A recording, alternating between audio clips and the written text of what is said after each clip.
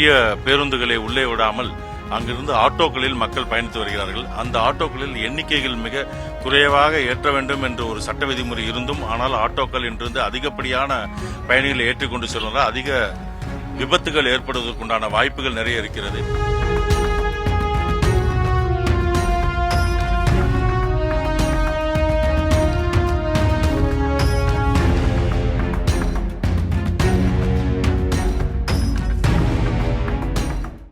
காஞ்சிபுரம் மாநகரம் கோவில் நகரமாக திகழ்வதாலும் மற்றும் பெரும்பாலான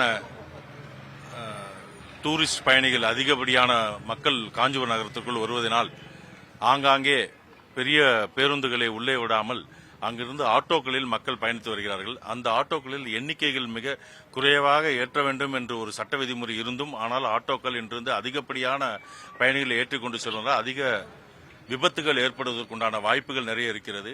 போக்குவரத்து துறையும் காவல்துறையும் மற்றும் ஆர்டிஓவும் இந்த விஷயத்தில் தலையிட்டு மினி பேருந்துகளை நகரத்திற்குள் வருவதற்கு அனுமதித்து மினி பேருந்து மூலம் ஒவ்வொரு கோயில்களுக்கும் சென்று வர ஏற்பாடு செய்தால், தமிழக அரசு அதை ஏற்பாடு செய்தால் பெரும்பாலான விபத்துகளை தடுக்க முடியும் என்று போக்குவரத்து நெரிசலை கட்டுப்படுத்துவது என்ற முறையில் நிறைய மாற்றங்களை செய்து வருகிறது காவல்துறை. ஆனால் அது இங்கிருக்கும் வியாபாரிகளுக்கும் பொதுமக்களுக்கும் நிறைய கஷ்டங்களை கொடுக்கும் வகையில் உள்ளது. வியாபாரிகள் அவர்களது தொழில்களை சரியான முறையில் செய்ய முடியாமல் போகிறது. இந்த போக்குவரத்து மாற்றங்கள் அதையும் காவல்துறை மாவட்ட நிர்வாகம் தலையிட்டு அதை சரி செய்ய வேண்டும் என்று தமிழ் மாநில காங்கிரஸ் சார்பாக கேட்டுக்கொள்கிறோம்.